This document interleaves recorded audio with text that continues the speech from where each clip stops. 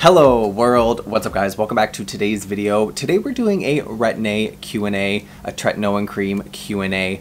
You guys know, if you've been following my channel for, honestly, the last year, you might have seen one of my Retin-A before and after videos as a part of my Retin-A before and after Tretinoin cream series. I documented my entire Retin-A experience, all the way from conception, literally going to a dermatologist to get a prescription for Retin-A, all the way to my 1-year Retin-A results. Those videos provide a way more in-depth look at Retin-A and all of the beautiful benefits, but for today's video, I collected all of your guys' comments and I thought today I would sit down and do like the ultimate Retin-A Q&A. Now, these are going to be answers to questions that you guys have asked, whether it's something that I wasn't clear on in the video or just something you're curious about on Retin-A. Alright, so let's dive right into your guys' questions about Retin-A. If you've ever left a comment on any of my Retin-A videos, be prepared, you might get a shout out in today's video. Now, I didn't prepare these questions in any order. Honestly, I don't even remember the questions, so this is just going to be a really casual chit chat. I'm going to answer to the best of my ability. I'm not a dermatologist, I am just an expert consumer, and I really dedicated myself to Retin-A over the last year. I really learned a lot of stuff. Now, Jennifer A, she asks, how long does the purging last? I'm about a month into my retinol. The purging process is real when you first start Retin-A. Even I broke out. I don't get that many pimples or very much acne, but if you guys remember, if you looked back at my first update, I remember having a bunch of pimples.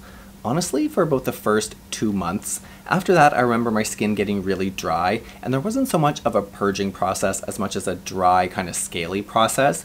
But I would say as far as purging goes, as far as like pimples and zits go, I would say in particular the first month. After that, I do remember the pimples and zits really going away and being very minimal, moving into that more dry stage, but definitely for the first month, maybe for the first 2 months. Now, Hania asks, hi, what about open pores? Is Retin-A helpful to reduce pore size? Please kindly reply. Well, Hania, here's your reply. Shout out to you. Now, when it comes to pore size, originally I thought that the Retin-A would help to reduce my pore size. Unfortunately, I was living in a fantasy. Retin-A can't help to physically reduce your pore size. That's just not possible. But what Retin-A can do is, by helping your skin turn over more frequently, it really does help to decongest the pores, and I noticed a huge difference. You guys know the struggle of my life. I've got enlarged pores, I've got blackheads, I've got dry skin, dull skin, and because the Retin-A really did help to decongest the pores, what I noticed is my pores looked smaller. Technically, the pores didn't actually get smaller, but because they were decongested and weren't full of like that nasty gunk, those nasty blackheads, the pores looked way smaller, tighter, brighter. I mean, it really helped my pores. Alright, now Annie asks, is Retin-A good for acne? Yes, Retin-A is amazing for acne. Retin-A was actually created originally for acne before they found out that it had so many other anti-aging, amazing anti-aging benefits. Originally, it was created to help control acne because it helps to keep your pores clear. It really helps to keep the decongestion at a minimal. That means less zits, less acne. In my personal experience, after the first 2 months on my Retin-A, I had 0 breakouts, guys. And for almost the last entire year, I haven't had any pimples. It's like magic. Alright, now next up, Ingrid writes, and why are you on Retin-A? You're young and handsome and you don't need it. Listen, no one needs a Tretinoin cream.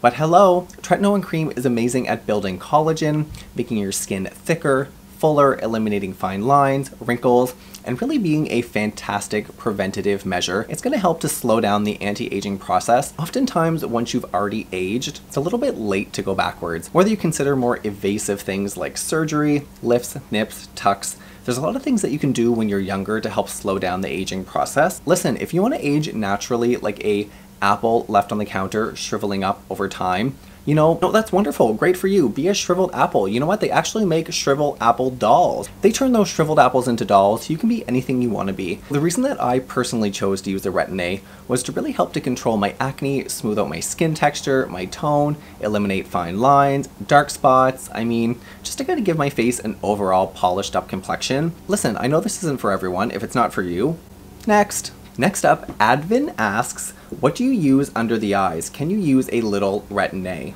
When it comes to Retin-A around the eye, actually when it comes to any eye cream around the eye area, I do see some people apply it on their eyelids and get very close. I personally prefer to keep my eye creams as well as my Retin-A just along the orbital bone and along the brow bone. Naturally, when it sinks down into the skin, it's going to migrate a little bit up under the eye area anyway, so you really don't need to put the eye cream, the Retin-A, right up under the eye. You certainly can use a little bit of your Retin-A just along the orbital bone here, and really make sure that you're just monitoring your own skin. See if you're having any skin irritation. The skin around the eye is very thin, very delicate, very gentle, so keep your eye on it even if you're using a regular moisturizer. Just pay attention to the skin around your eye because it's so sensitive. Alright, now Misty Guinto? I hope I said that right. Misty asks, what strength Retin-A did you start with and how quick did you move up in strength? So I started with the lowest strength prescription Retin-A, the lowest strength Tretinoin. A lot of people in the comments think that I use 0.1%. I actually use 0.01. I am using the lowest strength and I'm using a cream, not a gel. My dermatologist recommended the cream prescription. She said that oftentimes she's found that more people are reactive to the gel. However, I did read that the gel Tretinoin cream is recommended for younger skin, and the cream, the thicker cream, is recommended for old skin. Now, to answer the second part of that question, how long do I plan before I move up in percentages? I honestly think that I'm going to stick with the 5-year plan. I think I'll do 5 years at the lowest strength, I'll do another 5 years at the medium low, another 5 years at the medium, and then 5 years on high. That will take me, well up into my aging skincare days. There's definitely no rush when using a Tretinoin cream, but it is really important to work with a dermatologist and find the right percentage, the right gel, the right cream that works for your skin, because everyone's skin is different, so just pay attention what works for your skin and your tickety-boo. Okay, now Killian H asks me, what moisturizer did I love while using Retin-A? Alright, this is a little bit of a controversial subject because my most loved moisturizer while I was using Retin-A was the Clinique Turnaround Overnight Moisturizer. Now, the reason this is a little bit controversial is because that overnight moisturizer contains salicylic acid. And a lot of people will tell you not to mix your Retin-A with a salicylic acid because it can increase skin irritation. However, in my personal experience, I have never had more smooth, more perfect, more flawless skin than when I used my Retin-A cream and I paired it with that Turnaround Overnight Cream by Clinique. The little bit of salicylic acid really helped to kind of like gently exfoliate all of that dry, flaking skin that was caused by the Retin-A. It was just like a match made in literal heaven. I honestly can't describe it, but everything that I've read says to not mix salicylic acid with your Retin-A because it can cause that little bit of irritation. But again, I think that this comes down to a little bit of personal preference, a little bit of personal skincare, a little bit of how your skin reacts differently than everyone else's. If you're someone with very sensitive skin, I don't know if I would necessarily recommend that.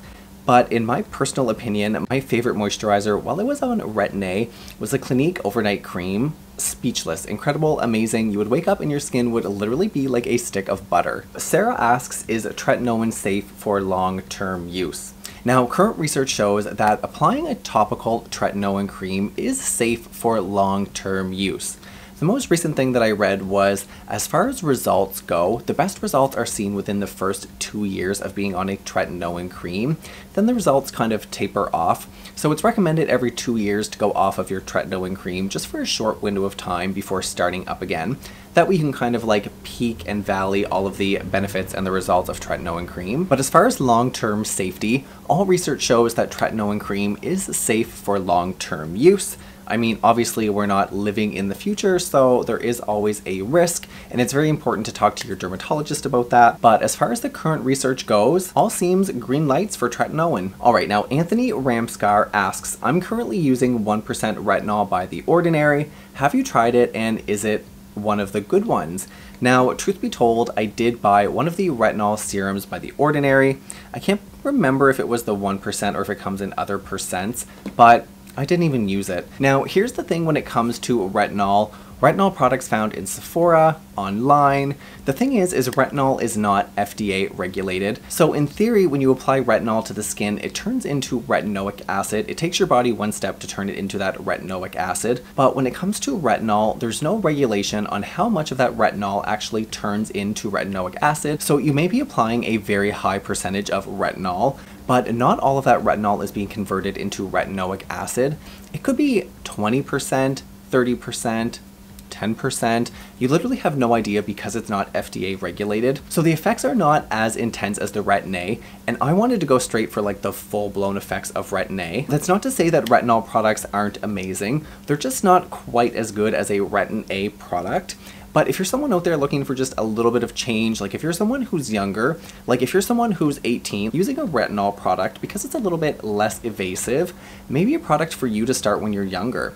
That way you're not getting like the full-blown effects, the full potency of a Retin-A, but it's a good way to start to experience the benefits. And that, guys, is the answers to a few of your questions about Retin-A.